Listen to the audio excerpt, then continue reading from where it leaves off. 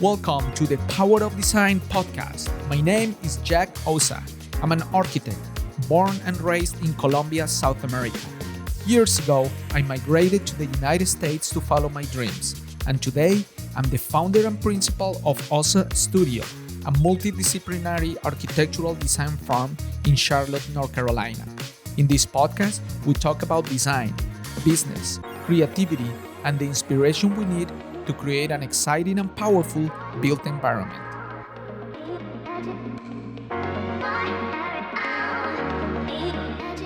In this episode of the Power of Design podcast, Dori Graham shares her inspiring journey from interior design to leading impactful construction projects.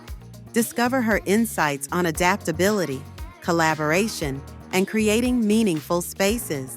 Don't miss this engaging conversation that's sure to spark your creativity.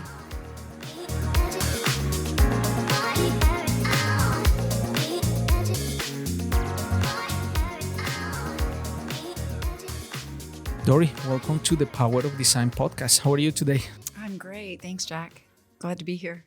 Sure. I'm excited to have you and learn about your story and what you do, all the great things that are happening up there in Valentine and in Charlotte. So, Dori, why don't we start by learning about you? Where are you from? Where did you grow up? Sure. I am a native Texan. I grew up in a suburb of Houston, Sugar Land. Originally born in Dallas, but moved there when I was 5. Okay. And then lived there. My parents lived in that same house for 38 years. So we were really planted in Sugar Land all the way through. And then when I graduated from high school, I went as far as I felt comfortable, which was 4.5 hours to Louisiana State University. Nice. And from there, I got my Bachelor of Interior Design degree there. Oh, cool. Looked at a handful of other programs, and it was hands down the best. Yeah. So. How did you decide to go into interior design? Great question. I always appreciated and enjoyed art and doing art projects.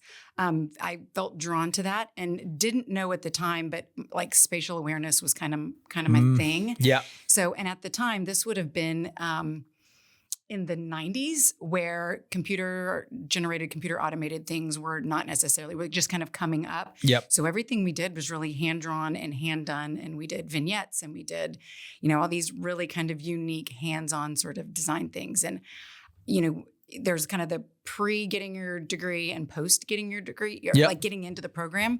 So taking those kind of cursory classes was really set the tone for, yes, this is exactly what I want to be doing. And these are the people I want to be with.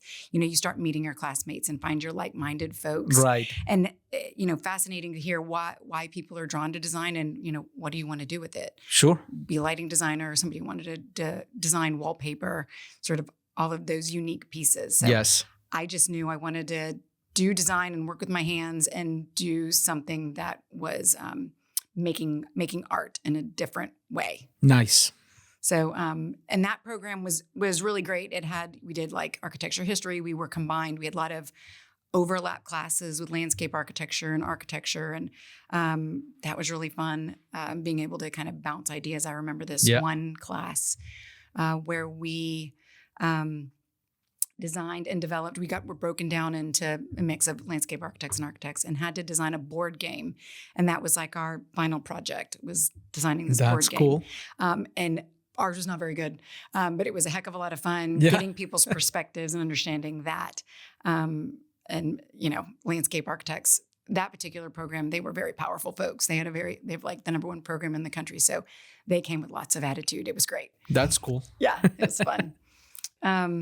And then from LSU, I got my first job in Baton Rouge in the commercial furniture industry.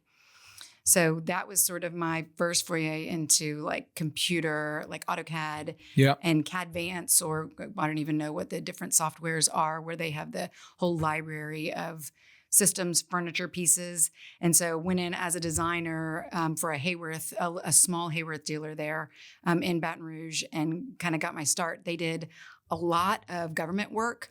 So not only was I learning the design piece, I was also learning the back end of the business for GSA work, all this government work, which that was sort of fascinating too. And they also had a contract with Honda. So at the time, Honda was kind of revamping all of their showrooms. Yep. So I was learning how to specify COMs and do, custom finishes and trying to kind of figure this out. And also like a meet and greet with the end users, because you have to go to these sites and talk to people about what they want and how they want it. So there was kind of a FaceTime piece that I got to enjoy, as well as going back and then taking that and putting it together. That's kind of what you get when you're in a smaller firm. Yeah. Is you get to run the whole thing. Yeah. And that's nice that you get, access to the client. You get to have those interactions that sometimes, typically sometimes if designer joins a large, interior design or architecture firm, they may not have the opportunity to talk to clients. Absolutely. And even at that level, or take projects start to finish, even at a small scale. Absolutely. I, talking to one of the ladies I graduated with, she went to work for an interior design firm, and she was put on jails. So she was designing jail cells, and I was like, wow, that is a niche. Wow. I'm not sure that's the niche I would want to be in. Yes. So she did that for a little while, which is, where do you get your start, right? Figure that out. So, but we all, come together and got to talk about our experiences. But so I worked in the furniture industry for a Hayworth dealer until I made the decision to move back to Houston about 2-3 years later, and then ultimately found another furniture job. But I moved from the design piece more into this sales piece. Okay. Thinking, oh yeah, I'll get in and I'll sell the furniture. Well, that was great, but outside sales is not necessarily my calling. So kind of slipped back into more project management and design. And then I stayed in that role in the Houston market for about 7-8 more years. And still at a Hayworth dealer was where I kind of landed. And the turning point that kind of moved me from commercial furniture was the Houston Independent School District is the second largest school district in the country behind Chicago. Wow. And they were building a brand new headquarters, and they needed I don't remember how much, 300,000 square feet, like some enormous institute, enormous building. And they needed to supply all new furniture, but they didn't want anyone to interview. So we had to all go in and set up.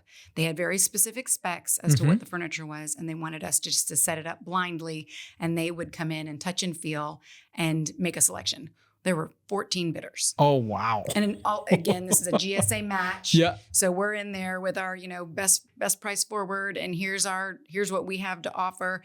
And I worked very closely with the Hayworth rep, and we ended up getting shortlisted and then won. Wow. Which was spectacular. That's huge. My quota for the year was like 1.2 million. Yeah. And this was like 3.5 million. Oh my God. For me to, and I was like, well, that's spectacular. Yes. And it was a very slow installation. It was, they were doing it in like 9 phases. So we were installing furniture. So I started working with the general contractor, and we were installing furniture in like a completed part, but then there was another part of the building that they hadn't even, they were trenching, they were still building walls. It was a very long, very slow process to get people moved in and over. So that was sort of my first introduction into construction. And I learned very quickly that I needed to wear pants and flat shoes. My heels and skirts weren't going to get me there. But it was fascinating. And I started to see the bigger picture of how furniture and interiors fits into construction. And maybe there would be an opportunity for someone with a design background in furniture to move into a construction role and maybe a facilities capacity. Yes. So my brain became immediately fixated on, well, I want to shoot for facilities. So I started kind of looking for different facilities types jobs because, well, having kind of stepped back a little bit, having worked in furniture, I also went through the dot bomb. and got hired away from one of my companies only to turn around 30 days later and be let go. Wow. And so on my birthday, just for added Perfect. fun. Yeah, it was delightful. That company did come back later and try to hire me again. And I was like, I don't think No. so. But how do you make yourself in a furniture sales role, in a furniture role, resistant to the economy, whether it's, growing or shrinking? So my solution, looking at this construction and all this, was facilities. Whether the company's growing or shrinking, you got to have somebody managing Yes. your furniture, your facilities, whatever the case may be, real estate. And living in Houston, we got the medical mecca and all the oil companies are based there. You have these huge corporations. And Right. my thought was, absolutely, let's do that. Well, there is a company, BRG, I believe, had an opportunity, and I was dead set I was going to get it. Well, I had a conflict, and I couldn't fly out to see them in Dallas, and ended up that I did not get that opportunity. But that was that window door situation. That door closed and a window opened in the form of construction management. Maybe I needed to flip over to a construction management degree. So at the tender age of 32, I applied for a second bachelor's degree at Texas A&M to see if I could kind of change careers. Yeah. And got accepted for like the winter, 2008 maybe, or January of 2008. And Texas A&M is 90 miles from Houston. And at that time, I had a full-time job working for a general contractor in a furniture role, and went into him and I said, this is an opportunity that I've been accepted to school. And he was like, 100%, you can go to school full-time and you can work full-time, whatever you want to do. Right. Which was, really gracious of him to allow that. So I was able to kind of make my schedule work and be able to do both. And there I was off to the races of sitting in a classroom full of 18-year-olds. That's fun. Yeah, it was great. So I just took 2 classes to try and kind of just get my feet wet in construction. And then about the third day into that, this Professor Segner, for anybody that went to Texas A&M, is kind of legendary. I was sitting in his auditorium and somebody comes in and they called me out by name. Said, Dori, we're looking, come down here. And it was the head of the graduate program. And they said, the dean read your application and would like to talk to you. Think you might be better suited for the graduate program. And I was like, excuse me? Yes. Yeah, let's talk about that. So sat down with the dean and he was like, let's look at your what you're trying to do and let's see if we can't make this work for you. Yeah. So sat down with the head of the graduate department and that's exactly what we did. Was able to continue what I was doing there, kind of add in a couple of basic like statics class, I think, like a basic statics class, and was able to take the GRE and got accepted the next semester, which was, again, like the stars aligned and it worked. Because as an interior design graduate, I didn't have a lot of the background. So there was some ability to take some of this and get me in and kind of acclimated to the graduate program in a different way. And that was fabulous. So I was able to start that and took getting my master's degree in construction management with a certificate in facilities management. So went through that, like all the classes, made some incredible friends. That particular program is really a career change program. The folks that I was in with were somebody had a degree in Spanish, a degree in math, really just some people that were really looking to get into construction. So I graduated from the program in May of 2010. Not the best time to be graduating, considering that's right. This is the other downturn in the economy. Yep. So, Texas A&M is known for, they touted 100% placement of their students through their career fairs. Well, that was not necessarily the case at that time, but I will say I had a handful of opportunities, just being that I had career experience. I'm an older student. I come with an interesting background. I got a handful of different opportunities, but the one that really resonated was J.E. Dunn. They got an opportunity to speak with Bob Flowers. He came to meet us and set up all these really wanted to either be in Austin or really in Austin or Dallas. And they didn't have a Dallas opportunity, but had an Austin opportunity. So Bob put me in touch with the folks in the Austin office, and I was able to get in there and interview. And they had one spot for one project engineer.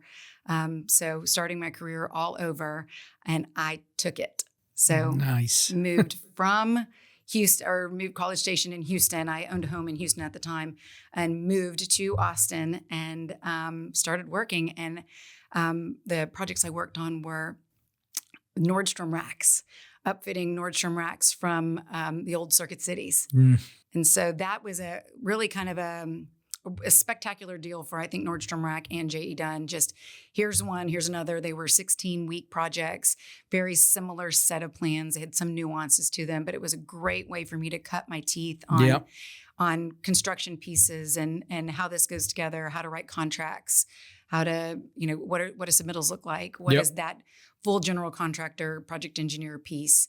And then how quick does it need to be?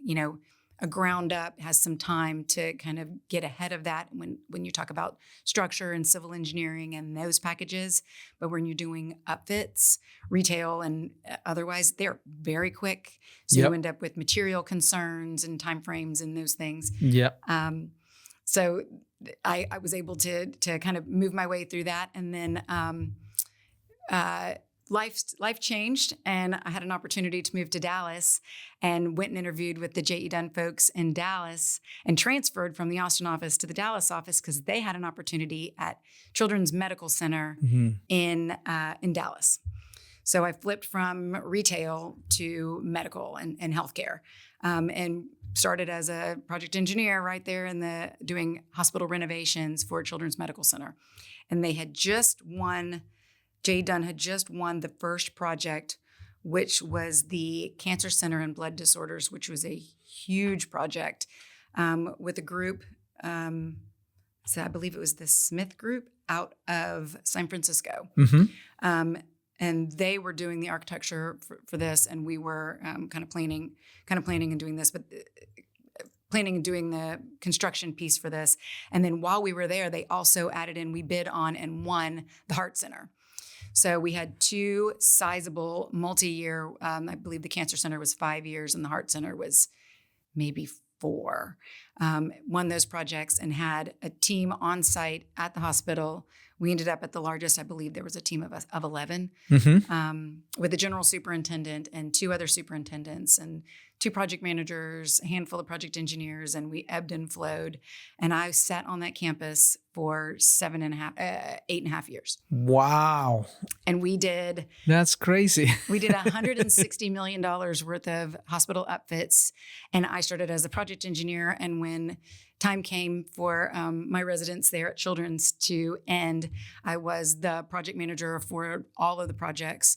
And again, $160 million. And we had a master service agreement that had a tally of $12 million. And that was just for 1 year. We did innumerable different projects, and you name it, infilled an atrium of an office building, added on 1,200 square feet on a 6-story vertical expansion, just took off precast on that 6-story building, just crazy, really cool, really fun stuff with an incredibly smart group of people that gave me that sort of passion and drive for construction and that problem solving piece. Yeah.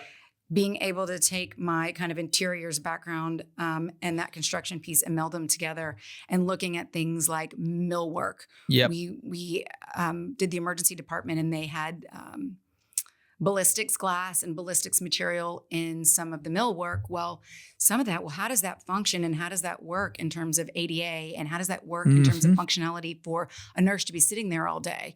And digging into some of those pieces, that's where I found that I could really be of help in some of those ways, and raising my hand to some of the younger interior designers that were coming up that were on some of these projects. That I'd say was one of those things that you don't know that you're doing it until those interior designers come back and say, thanks. Yes.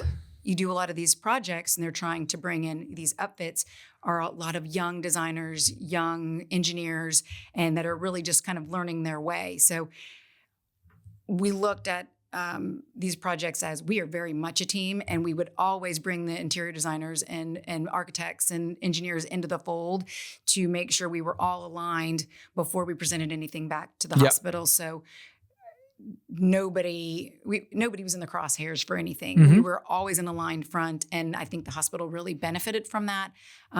We weren't spinning our wheels in terms of spending hours on trying to design something, dollars on trying to design something. We could do it together on site in real time. That's the easiest way to do it. That collaboration.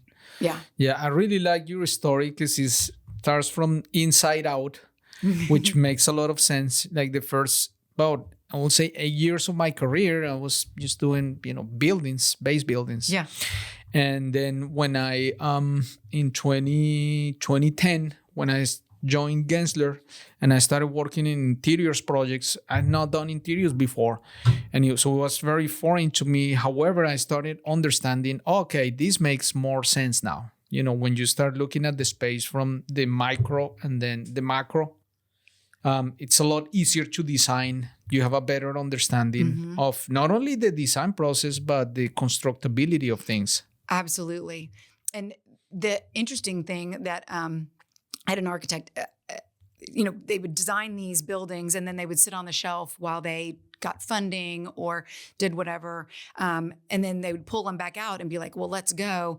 And I had an architect or somebody from the design team ask me a question when we were looking at something, a height adjustable for a pharmacy counter and versus what the pharmacists were doing versus design. So there was a disconnect in the design versus knowing this is a replacement pharmacy for this group. She's like, why do you care? And I looked at her and I was like, I've been sitting at this hospital for 7 years. I replace all the broken stuff and I'd rather not spend the hospital's money to replace it. Let's just do it right now. Yes. And I thought that was an interesting question, but I was like, that's what I learned there is we'd watch our warranties wear out and then they would come back and be like, even though our warranty's out, we still need to fix it or tear out brand new construction we just built. 22,000 square feet of office space got ripped out and turned into medical space, exam rooms. So it was fascinating to be in the middle of that, and you learn these interesting lessons of the whys and the hows. Yeah, and the understanding who needs to do what and when. Yeah, because like when I started this podcast, I call it the power of design because my idea was the power of design is all these people coming together, creating the built environment. Like, I'm an architect and I love architecture and all these firms, but sometimes I think even architecture firms, they give too much credit to design. We're just ideas and concepts on paper. That's it. But somebody needs to execute it. There you go. And before that, someone had to think about it, come up with the money somewhere, a banker and a broker, and somebody was in a deal. So you need all that chain of collaboration to create the built environment. And we all are in this together. And I feel that sometimes part of what happens, we're so isolated in our own silos that you're like, okay, I'm here, take the drawings, good luck. And then you come here. So part of why I started this was to have deeper conversations with all these people that we all collaborate and need each other. Absolutely. 100%. And, there's something to be said for being humble in that too. Like, hey, I don't always know everything. If I can get on your team and tell you I don't know, then all of a sudden you're the expert and then you can teach me and then we can come together and bring our perspectives together. That is 100% how I want to approach things. I don't know it all. And there's something humbling about being in construction and saying, you don't know. Yes. I learned from a really great project manager who day one was like, never done healthcare. Let's just see how it goes. I mean, built buildings all the time, but healthcare is its own beast. Right? Oh yeah. And then throw in the renovation piece with, asbestos and all sorts of other fun lead paint and, remediation or 1950s construction, or you don't know what's behind that wall. Yeah. Look, there's some tube steel. We're not aware of that. Yeah. But bringing everybody in and raising your hand when you don't know, but at least being able to bring in the people that do. Sure. That's the only way to proceed. I think putting your ego down. Yeah. Cool. So what was next after those 7 years? So got an opportunity to move to Charlotte. So did the same, J. Dunn was very good to me, did the same opportunity, came here and interviewed, and they allowed me to do a transfer from the Dallas office to the Charlotte office in healthcare, which was, Rich was so generous in allowing that. So came here and worked here for a handful, about 6 months, 9 months. But the wheels of change we're still pushing and pulling. Yeah. And got an opportunity from a friend who had worked at J.E. Dunn previously to move over to the owner's side. So I took another seat at the table from the tenant perspective and worked for the PDS group at JLL. And that was fantastic. I got the opportunity to be part of the Ally Charlotte Center project. Okay. And that was large, and it required a handful of folks to kind of really be integrated in that. So there was, I think there were 5 of us total that worked on that from the Ally perspective, and worked specifically on the Ally upfit piece, but also there was some conversations and dealing with Crescent Communities and their build there, and worked directly with Brassfield and Gorey, and talking about the different owners and and how that all works together and the chain of approvals. That was exactly one of those projects. Mecklenburg County tied the JW Marriott together with some of that in terms of permitting and a shared parking garage. So there was a little bit of that with, I believe DPR did that. And then Brassfield did the Ally Charlotte Center. And so there's a lot of moving parts in this, and some affected the others. So, being on that sort of owner's perspective, and that was a whole new world and a whole new level of perspective and kind of language that you sit through, and not seeing behind the curtain with Brassfield, which I'm so, having worked on the construction side, you see all the ills. Right. But not seeing that was a whole new world. Yes. And then we had this incredible thing that happened to us globally called COVID. And that changed kind of my personal world, and having 2 little kids at home, and that were one in kindergarten and one not yet in kindergarten. That changed my working perspective. So I needed to make a shift to stay home with them while we kind of figured out what the world was going to do. So I stayed home, left JLL, and stayed home for about 6-8 months, and then had the opportunity to kind of dip my toe back in construction with the Beck Group. So went, and Jeff Ratcliffe allowed me to come and work part-time there. So I could still kind of be with the kids while we were, the world was still figuring out the pandemic. Yeah. And so I worked part-time there and did upfits, did some office upfits with them. And then they had some new project engineers. So it was really great to get kind of back, and we had the same software as J.E. Dunn. So I was able to get in and kind of help. I did a lot of the paper and construction finance piece. So I was able to kind of help get aligned with some of the project engineers and how some of that really works, some of the workflows, and then also work with the project engineers in the field, and did that for about 2 years. And then a headhunter came calling and said, "Hey, there's this other kind of seat at the owner's table here in Ballantyne." So Northwood Office came, and there's the director of interior construction position, which kind of put me on the kind of the landlord's owner side versus the tenant owner side. And being the director of interior construction is exactly my bailiwick. It's office upfits, it's capital improvements, it's working with architects, working with general contractors. It's kind of that culmination of the 2 things that I have done, right. And being able to kind of put those 2 things together. It just couldn't be a better fit. So I, met Kate and the team, and it just felt like it clicked. And so I have been at Ballantyne since September of 2022, I believe. Oh, wow. That's amazing. Yeah, it's been a spectacular journey. And getting into office when office is struggling has been, has been interesting, and seeing kind of behind the curtain on that too, Yeah. and watching the ebbs and flows, and watching an owner like Northwood, who, it's spectacular. They spend money in the right way. They are thoughtful about where they put their growth, really looking at things and reevaluating and making sure that the tenants are first. And Yeah. what do the assets look like? Where do we make sure that our money is spent well, and not skimping, making sure everything is Class A and top notch. So that's where I've been, and being able to work with the leasing team and the development team that's doing Oro and the Bowl and all of these things that are coming up has been just spectacular. Oh yeah, that thing looks amazing. Yeah, so I've sat periphery to a lot of those things and kind of fly on the wall to what's happening, and it's incredible. That's crazy.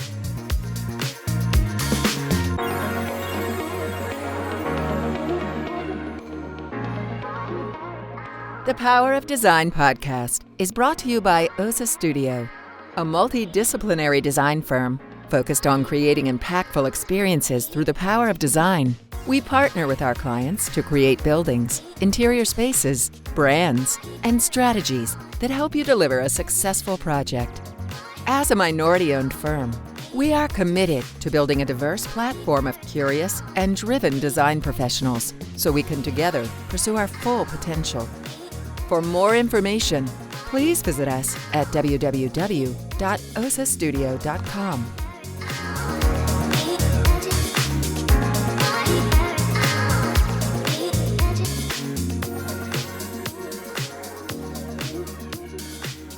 What do you think are the kind of skills or natural abilities you have that had helped you progress throughout your career to keep moving, evolving, and learning? Jack of all trades, master of none. I don't know.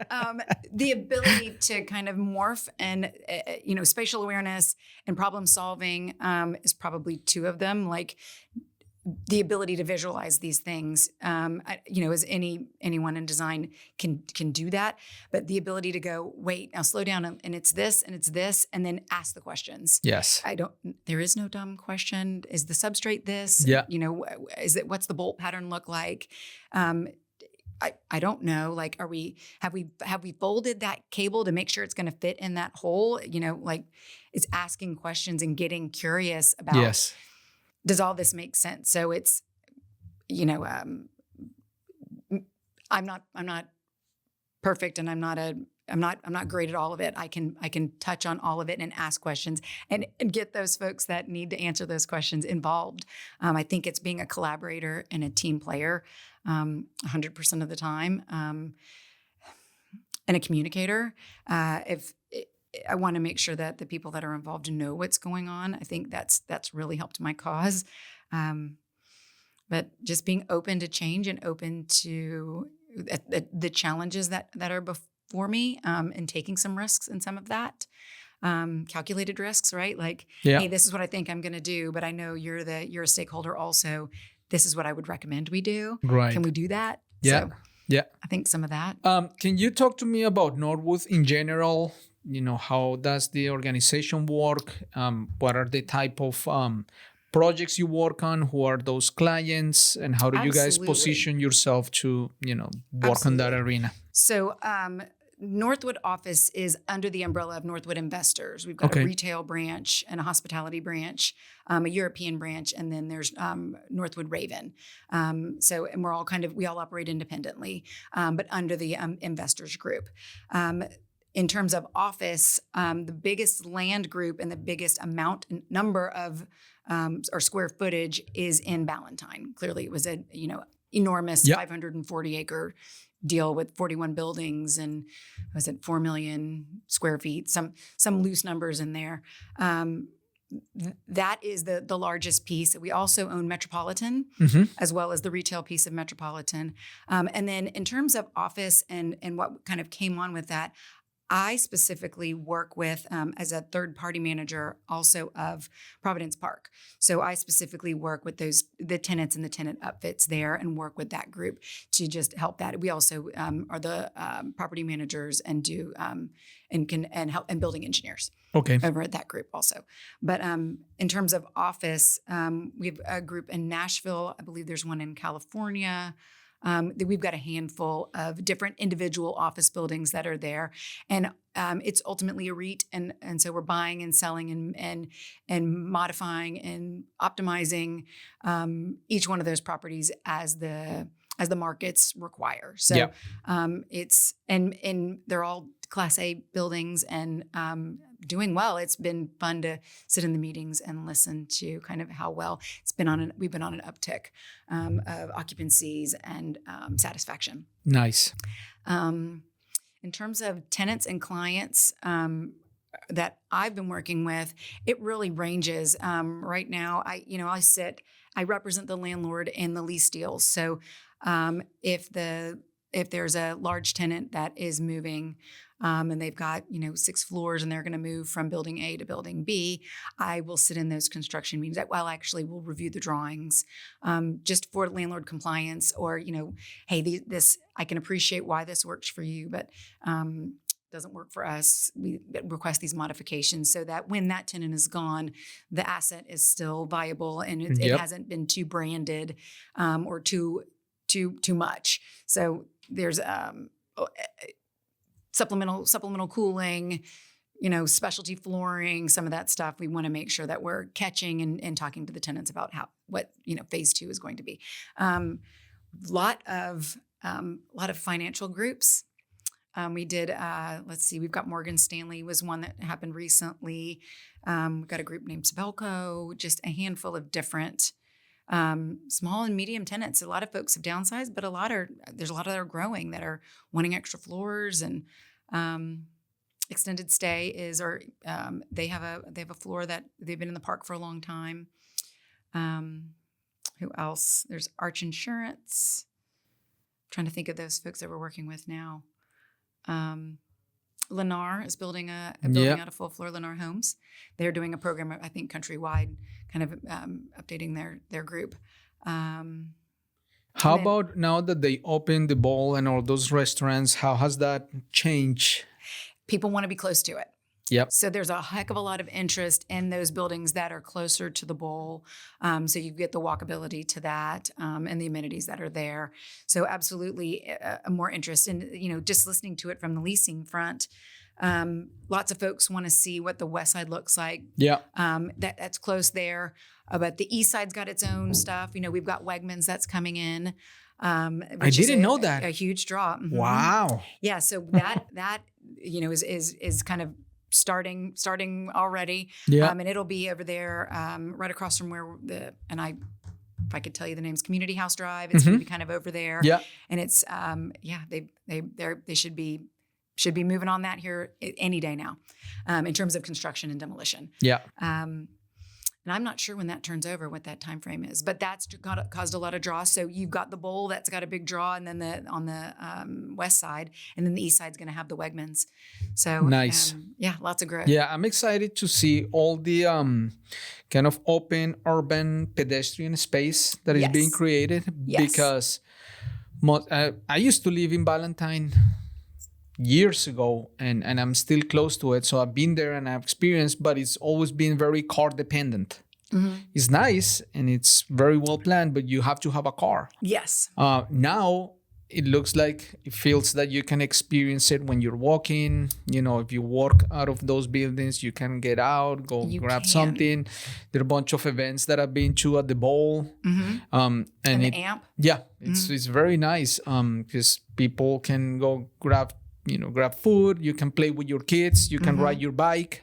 There's so many things. And we do have a group that does a lot of the sort of neighborhood, sort of community outreach, not outreach, but community events, so that there's constantly something happening. I think we just finished up or wrapped up the holiday lights. So, and that's kind of in the backyard. So we constantly are having, I believe there's an oyster roast that's coming up, oyster and maybe whiskey, something like that is coming up. There's a lot of kind of third-party events that we are constantly having there. We have food trucks there all the time as well. And then just sponsored events that are in the park for residents, tenants that are in the park. And then the bowl itself it has its own event. So Santa came over Christmas, and we had they've got some great marketing gurus out there that are really naming these events and they're fantastic and always a little bit cutting edge. Cutting edge in terms of like getting people out and doing things and integrating the groups that are there. But yeah, there should be, this is just the beginning. There's another set of retail buildings that are going to be going up. And then we've got a lot more things in terms of the AMP that are coming. And then speaking of parking, we are an office park. And if those,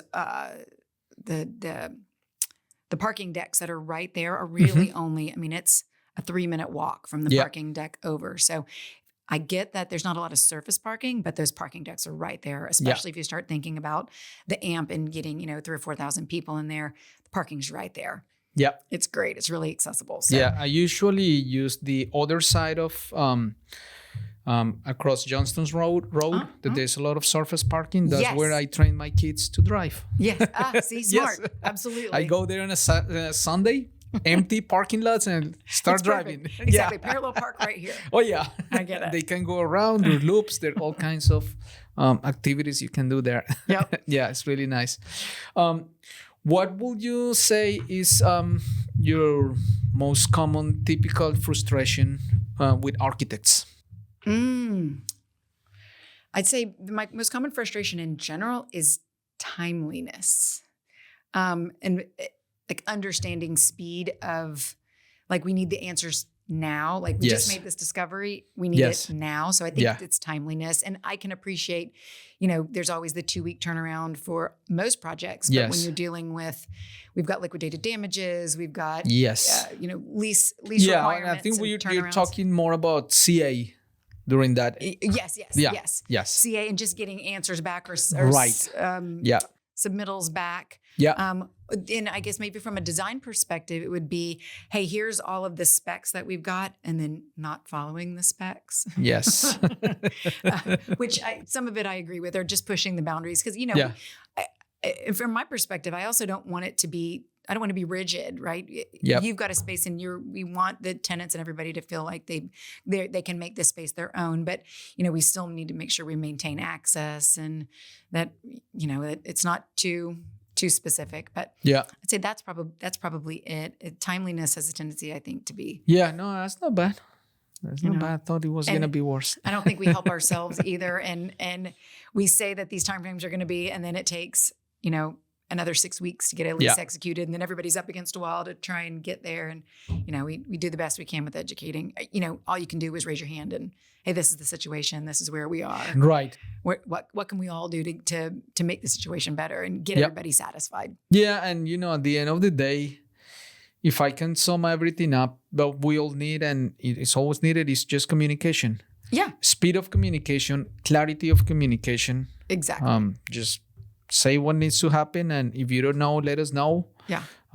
Just get the ball rolling. That's one of the things that is in my mind all the time when I'm working either with our team or other teams. I'm like, it doesn't have to be perfect. Let's just keep the ball rolling. Let's push it. 100%. Ask the question. We'll keep going. Exactly. And then eventually somebody will take it. It's, sometimes you look at it and it's like, it feels like a daunting task to get all of these, like, you have to be on site. You got to look at this thing. You got to touch this thing. You got to reach out to that person to get all the information to be able to make a decision. Sometimes that feels daunting. So I was talking on a project, we had a request to add a ceiling because there's a big duct in the way. It just was ugly. So then it was standing with the general contractor we knew the architect was working on it, but hey, we've got all these existing conditions. Why don't we see if we can't come up with parameters of what we think might work in terms of options? So we were able to like stand in the space, knowing what the design looked like, and also what the corridor looks like, the adjacent space. come up with a couple of options, present it to the architect, and then ultimately, as an engineering firm, present it back to them and come up with a solution that we think is going to be zero cost. Yes, those are the best. Oh, it was great, and no time. One of the things we do a lot of work, I will say probably 70% of our work is in existing buildings, adaptive reuse or office. First thing we do is go with a Matterport and scan every single inch of that building. So and that smart. has been amazing because just during OAC calls, somebody talks about it. Okay, pull the Matterport. Here is our Revit model. 1, 2, 3, 4.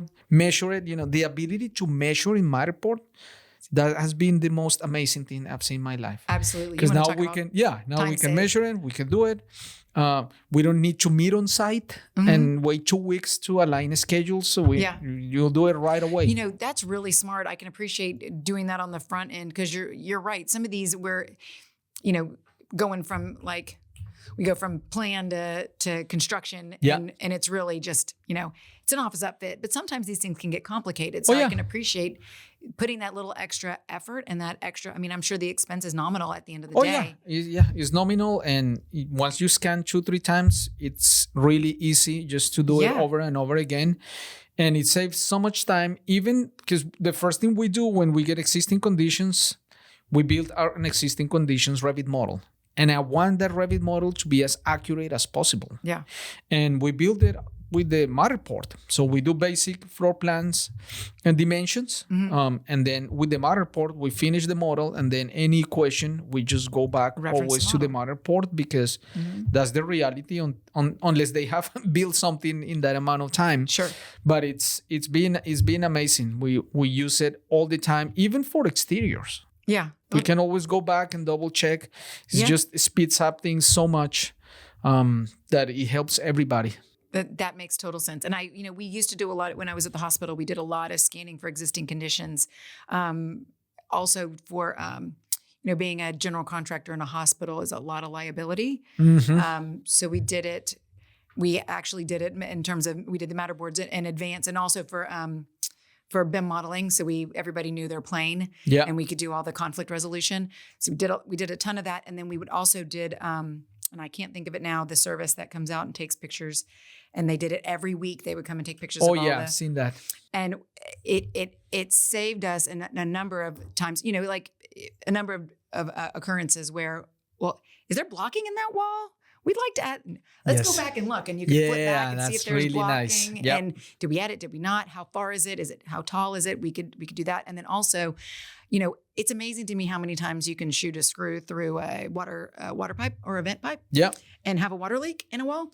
That happened a lot, and you could see exactly. Oh, nope, that was existing. That was new. We should have known that. Amazing. Yeah. But so now that I've learned so much about what you're doing today, and it looks very exciting, how does the next 5-10 years look for you? That's a great question. What's the best version of you in that future? Yeah, that's a great question. I think that some of this, budgets moved around at Northwood when with the bowl that's happening and office being kind of as flat as it is, budgets moved around. So I think there's capital improvements that are coming. And so I think that's going to be it. It's getting those capital improvements going. So I think that's what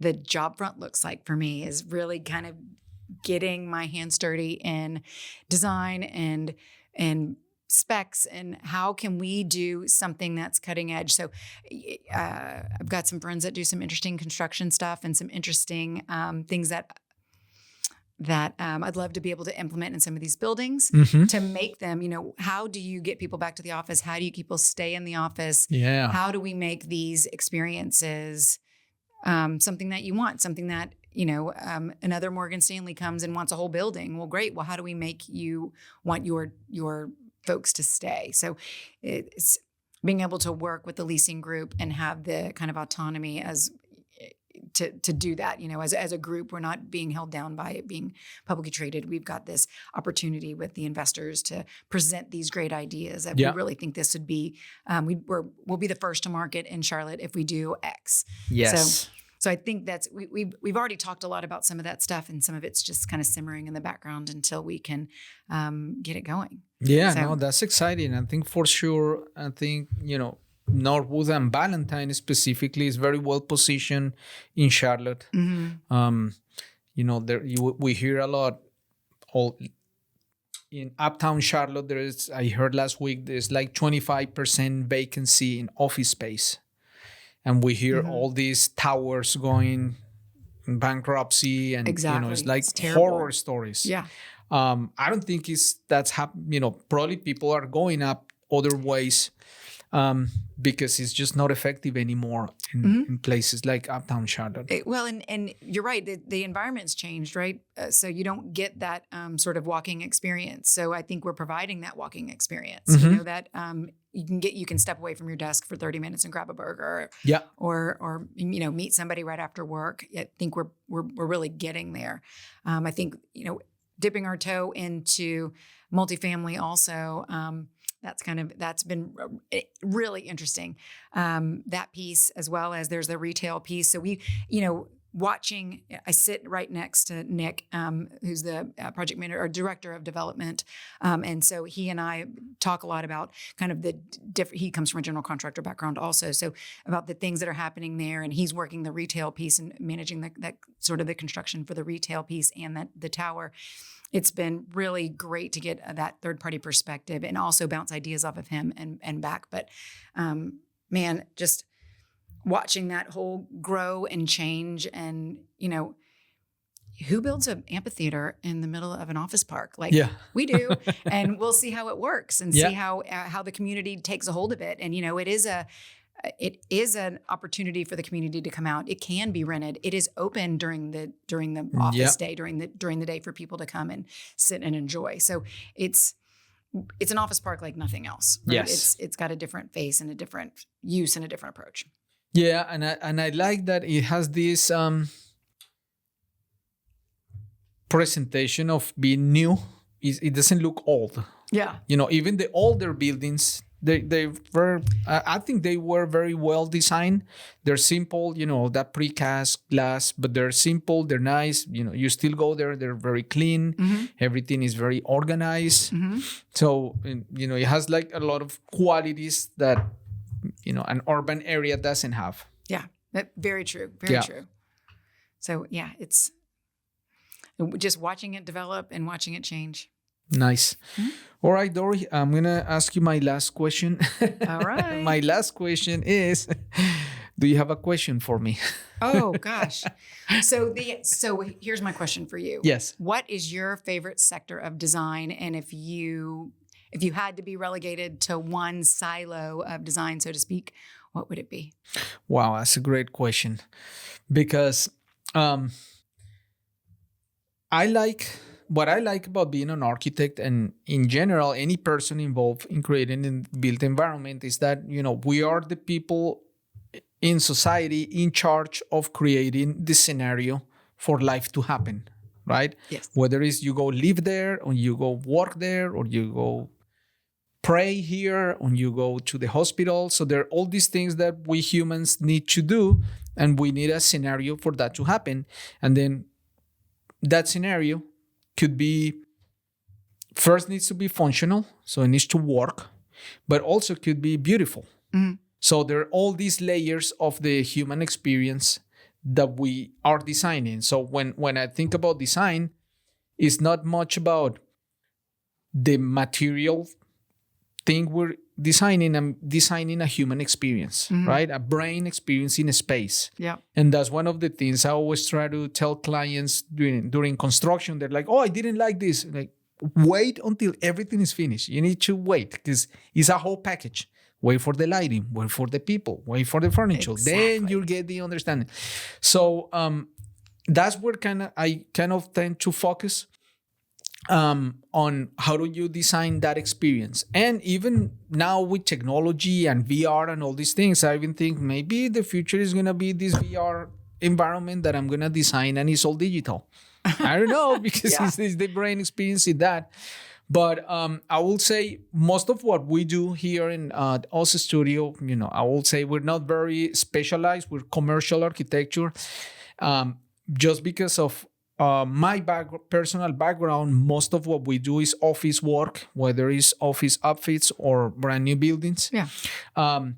We don't do residential work, but I think that's where, answering your question, I'm going back to residential because I'm like, that's what you are with your family. Yeah. That's what you are creating the memories that we all care about, right? We're never like, oh man, this memory I created at the office. We're always thinking about our home at what that is. So I'm always thinking about how important that is and to the point where you really design something that is custom and specific to a family, because every family is different, because they're all these 3 or 4 lives growing and evolving together, but they all have their own individual journey. So how do you create a space to encourage and foster that personal growth, but at the same time that communication together? Yeah. How does that look like? I have no idea. but I'm thinking a lot about that. Yeah. Because most of when I see most of our multifamily buildings or high-rise residential, there are all these boxes, which I understand the efficiency and sure. But there is a point where I think we started to sacrifice the experience. Yes. And I'm all about efficiency. I understand finances. I understand how things work. Sure. But I think sometimes we walk in a fine line where we're sacrificing the human experience of space that could be beneficial to everybody by just being extremely cost effective, extremely efficient. Sure, we all can live in a box, but is that the best way to live? Yes. Maybe not. And what's the long term of that, right? Yes. Like the being extremely cost effective, is that a long-term goal or is that a short-term goal? Right. And that's the same thing as being extremely extravagant, like too much space, too much things that you don't need. Like, okay, you're putting all this. So what's that middle point? And the other thing that I always think about that is architecture, it's by nature is very static, right? So there are all these walls and we build it and that's it. That's what you get. And for how many years you can use it. I think I'm very interested about the future of space, which is space that can change with humans. And maybe this conference room, or right now it's a podcast room, but tomorrow we need to do something else. Yeah. Somehow the space can change to accommodate for that. Yeah. Because that's where we need to go here and here, because every space have different qualities for what we need to do. But now, what if architecture changes as the needs change in real time? And that feels like somebody's been trying to solve for that in terms of furniture or movable walls or demountable walls for a long time. And then I feel like it's code requirements that are really kind of killing that idea. Yeah. Well, and it's also the practicality of it. I think the technology is not there yet, because there's some things that are like, oh, of course, this is a no-brainer. But sometimes like, the cost, maybe not. You know, that argument that, furniture people selling movable walls, they're like, oh, it depreciates like furniture. Yeah. And you can take it with you and you reconfigure. There's nobody will take it. Yeah. Nobody will take it. Yeah. They forget, they leave it there. It's custom made for that space. So then you got to go put it in another custom made space. So it's all fascinating and moving and changing. And I really like that industry too. It's really fun to kind of hear how it's changing. Yeah, I'm excited about how the interior works, because when I started interacting a lot closer with furniture, vendors and dealers and companies that are in that world, that's what people touch. That's what and a lot of people like companies that they have their operations and they need to grow. Sometimes the first call they make is to their furniture vendor, because they don't know you need an architect. They're like, okay, I need more tables. That's in their absolutely. mind. And it's interesting because sometimes I know the furniture dealers start like, oh, I do a test fit for you. And they're like pretty quick. They find out, okay, we need code requirements here. Like how do we... That's But right. in people's mind, that's kind of the closest thing. Like, oh, you're the person who solves the space design for me. Exactly.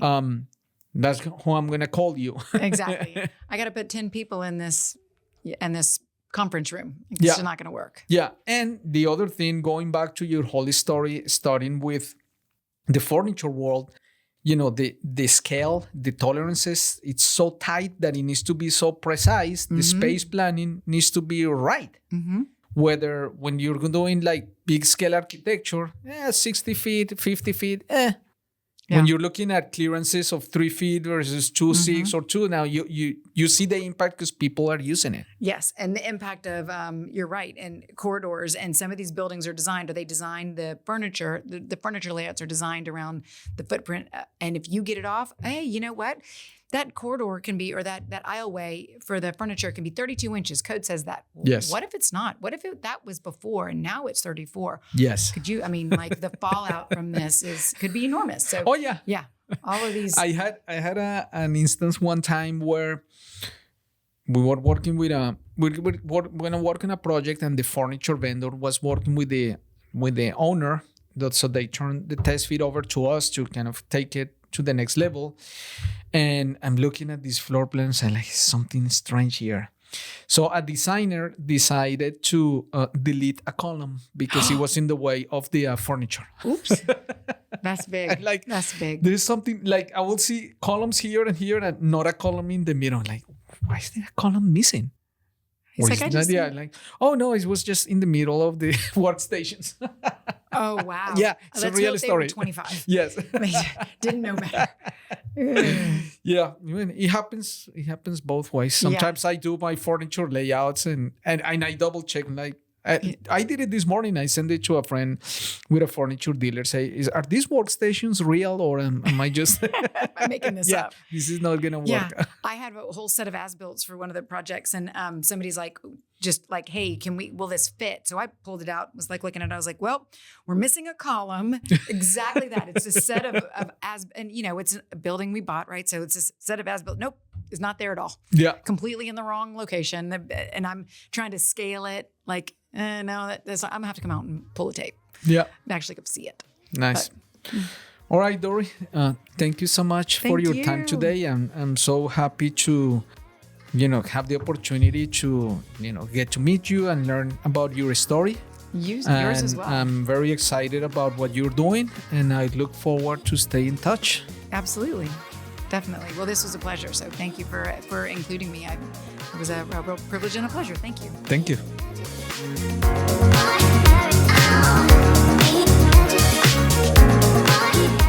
Thank you for listening to the Power of Design podcast. Please remember to subscribe, rate, and review if you like this content. And find us online at thepowerofdesignpodcast.com. I invite you to join my mission to become a better version of yourself through the power of design.